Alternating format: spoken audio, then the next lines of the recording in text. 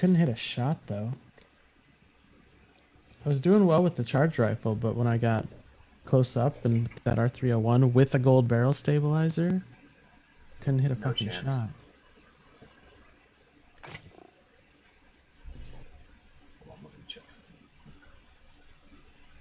I'm gonna go to my car and get a San Pellegrino. Okay.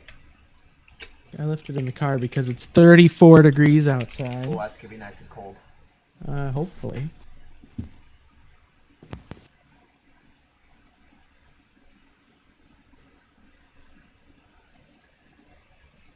By any of those graphics cards. If you have a custom card with lots of fans, it's going to be fine.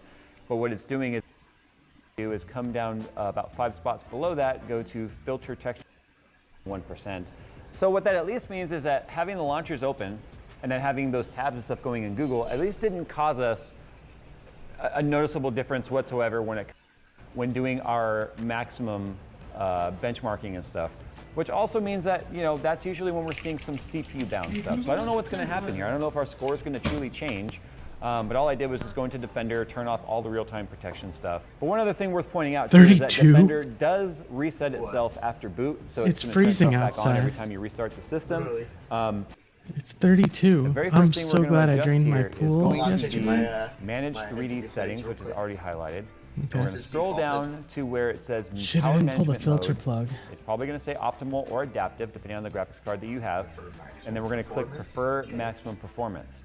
The other thing we're going to do is One night come of below down freezing about isn't 5 gonna spots break below my that, go filter, to is it? filter texture quality. No. And we're going to go from quality to It might performance. though.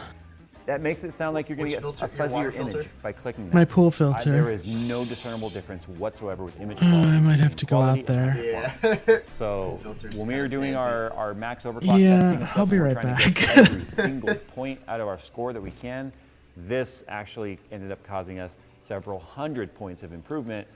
FPS and then about a solid. Works with a quick dirty overclock at the Such a end pain for in those that the are brave enough ass. to move some sliders. But MSI Afterburner, I get this question a lot. MSI the voltage and power limit and power draw than the card will allow. Yes, you can go farther than the core clock can be stable. You can go farther than memory is stable. And then what will happen is when you restart your system, as soon as Windows loads, it into safe mode. And click unlock voltage control, unlock voltage monitoring, and force constant voltage. That's not going to have any effect, quite honestly, on the amount of voltage being pushed to our system. But without unlocking voltage monitoring and stuff, we can't even see if we're getting voltage limits and stuff. Now, the way GPUs work, including AMD and both NVIDIA, is they have boost algorithms. They have a logic in them that says if power limit and temperature and voltage are not at their maximums, then allow frequency to increase till either those maximums are met or the max table frequency is met. In this case, it's always frequency. Frequency is the thing that gets affected by any of those things I just mentioned.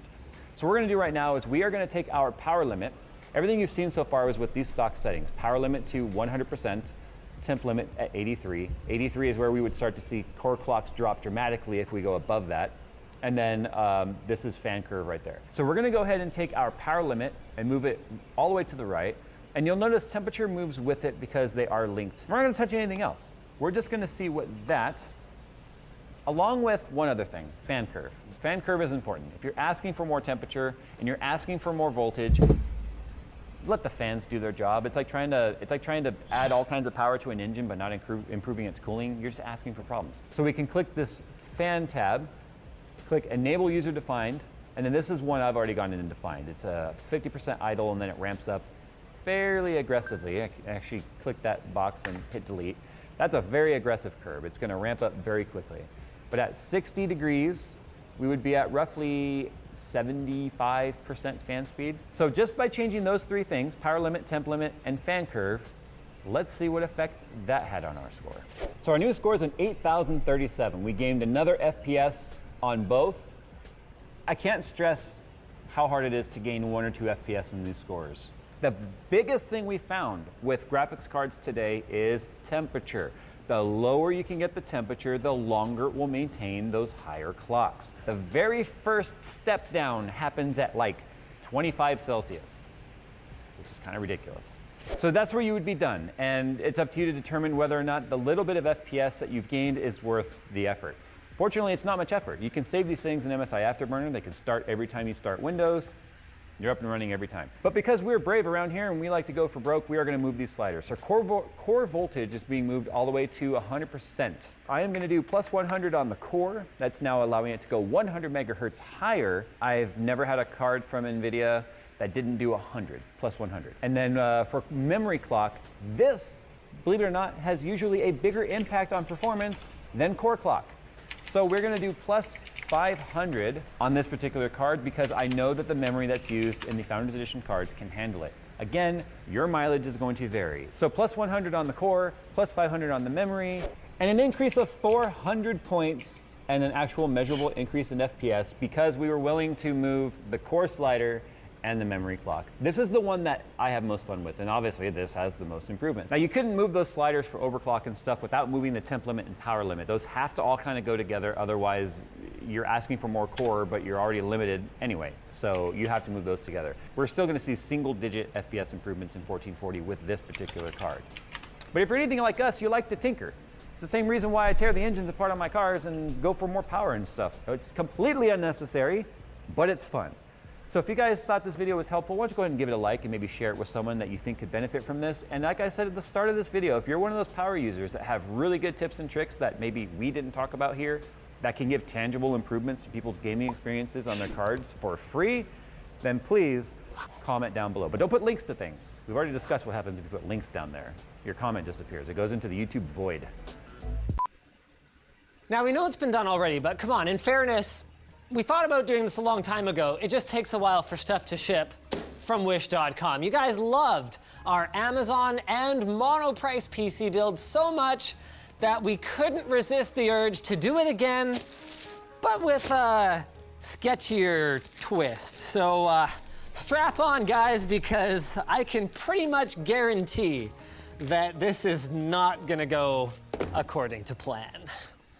Speaking of unplanned, I should have planned a better segue to our sponsor, Glasswire. With Glasswire, you can monitor the apps on your PC to see if any of them are suspicious or behaving badly. Check it out at the link below and use offer code Linus to get 25% off Glasswire.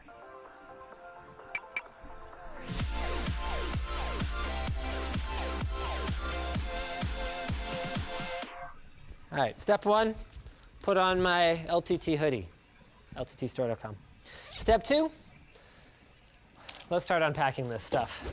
So first up is our case. You can tell that it's super high quality because even with my weak sauce left arm, I am easily manhandling it here. Let's go ahead and do a nice little peel for you guys. Yes. Oh, that was not a good peel. You know what? The case, though, actually feels better quality than the plastic Ooh. Oh, crap, I bent it. So I was holding it by the I/O cutout. I actually warped it a little bit. I think I'll pick it up the way you're intended to from now on. Features-wise, though, this actually doesn't look that bad. We've got 3 front USBs, including a USB 3, power, reset, front ports. We've got, wow, an easily removable magnetic fan filter with room for a couple of 120mm fans up here. It actually includes what appears to be a 120mm RGB fan, although it may just be that the label is red, green, and blue. The side panel mounts in like this tempered glass style, but this is in fact an acrylic side panel. And then check this out. It's got that punched out style back panel, so you've actually got a little bit of room for cable management back here. I mean, not a ton, but a little bit is better than nothing. That is a weird fan.